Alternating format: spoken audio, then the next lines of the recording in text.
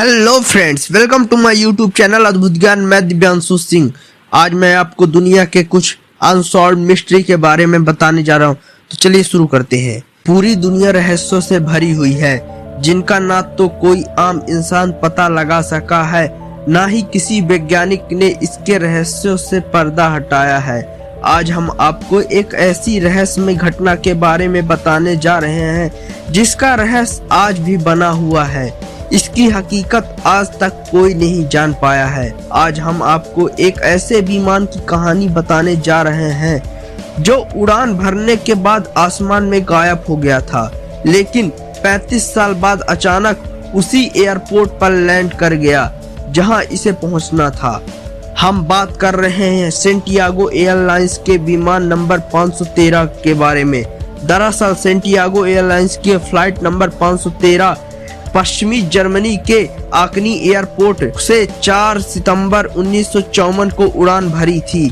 88 यात्रियों और 4 crew members के साथ उड़ान भरने के बाद इस विमान को 18 घंटे बाद ब्राजील के पोर्ट एलेग्रे पर लैंड करना था, लेकिन उड़ान भरने के कुछ ही घंटे बाद विमान आसमान में गायब हो गया। विमान का संपर्क एटीसी एयर ट्रैफिक कंट्रोल से टूट गया। तमाम कोशिशों के बावजूद इस विमान के एटीसी का कोई संपर्क नहीं हो सका। उसके बाद जर्मनी और ब्राजील की सरकारों ने विमान को ढूंढने की तमाम कोशिश की, लेकिन हर कोशिश बेकार हो गई।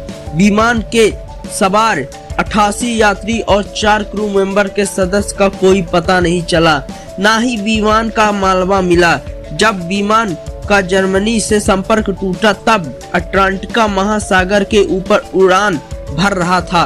बचाव दल और खोजी टीमों ने इस विमान के मालवे और यात्रियों की खोजने की काफी कोशिश की, लेकिन कोई फायदा नहीं हुआ।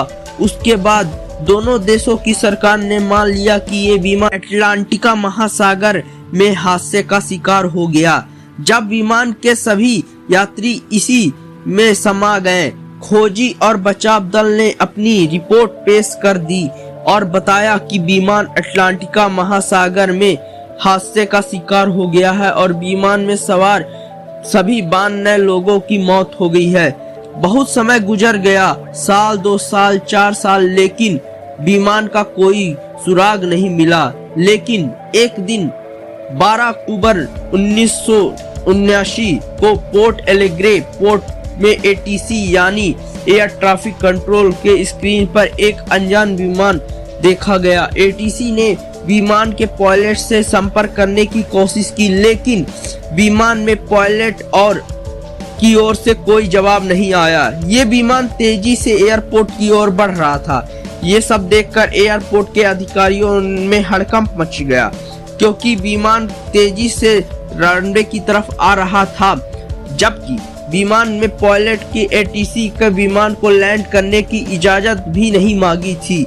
एटीसी ने जल्दी से उस रनवे को खाली करा दिया जिस ओर से ये विमान आ रहा था। थोड़ी देर में विमान ने रनवे पर लैंड कर दिया। ये देखकर एयरपोर्ट के अधिकारी हैरान रह गए कि बिना इजाजत के कोई अनजान विमान एयरपोर्ट पर लैंड कर गया।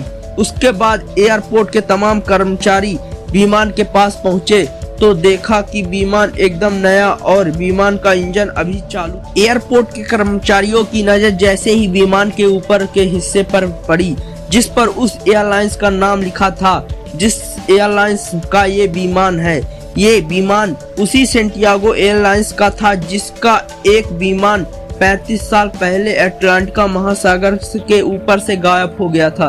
ये देखकर एयरपोर्ट के अधिकारी घबरा गए, क्योंकि ये एयरलाइंस हादसे के 2 साल बाद यानी 1956 में बंद हो गया था। उसके बाद कुछ कर्मचारियों को विमान के अंदर भेजा गया, लेकिन जैसे ही कर्मचारी विमान के अंदर पहुंचे, अंदर का नजारा देखकर उनकी चीख निकल गई, क्योंकि विमान की सीटों पर इंसान के कंकाल बैठे थे।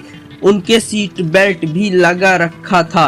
उसके बाद कुछ अन्य कर्मचारियों को विमान के अंदर भेजा गया, उन्हें भी वही नजारा दिखाई दिया। उसके बाद विमान के कॉकपिट दरवाजा खोला गया तो सबसे हैरान करने वाला नजारा देखने को मिला, क्योंकि विमान के दोनों पायलट्स भी कंकाल ही थे। एक ने विमान के कंट्रोल करने वाला हैंडल को पकड़ रखा था। पहली बार इस विमान की लैंडिंग की कहानी वीकली वर्ल्ड टाइब्लॉयड मैगजीन में 14 नवंबर 1979 को छपी थी। इस कहानी को छापने वाले पत्रकार थे इरविन फिशर। जब इरविन फिशर ने इस कहानी को छापा तो तमाम लोगों ने इसे सच मानने से इनकार कर दिया। ब्राजील सरकार ने भी इस नहीं दी थी, लेकिन ऐसा माना जाता है कि सरकार इस रहस्यमय विमान की लैंडिंग की कहानी इसलिए किसी को नहीं बताई कि कहीं लोगों में भय पैदा ना हो जाए। लेकिन आज तक कोई नहीं जान पाया कि आखिर सच्चाई क्या है। उस विमान ने हकीकत में लैंडिंग की थी या इरविन फिशर की वो कहानी खारिज और ख्याति पाने के लिए थी। साइंस और साइंटिस्ट चाहे कितना भी तरक्की कर ले, लेकिन कुछ चीज ऐसी है जिसका पता साइंटिस्ट भी नहीं लगा पा रहे हैं। आपको क्या लगता है, क्या हुआ होगा? नीचे हमें कमेंट करके जरूर बताइएगा। और अगर वीडियो पसंद आई हो तो लाइक करें, शेयर करें और हमारी अगली वीडियो देखने के लिए हमारे चैनल को सब्सक्राइब कर दीजिए। मेरा एम है 1000 सब्सक्राइबर और 4000 आवर्स का वॉच टाइम, तो प्लीज इस एम को कंप्लीट करने में मेरी मदद कीजिए। Thanks for watching.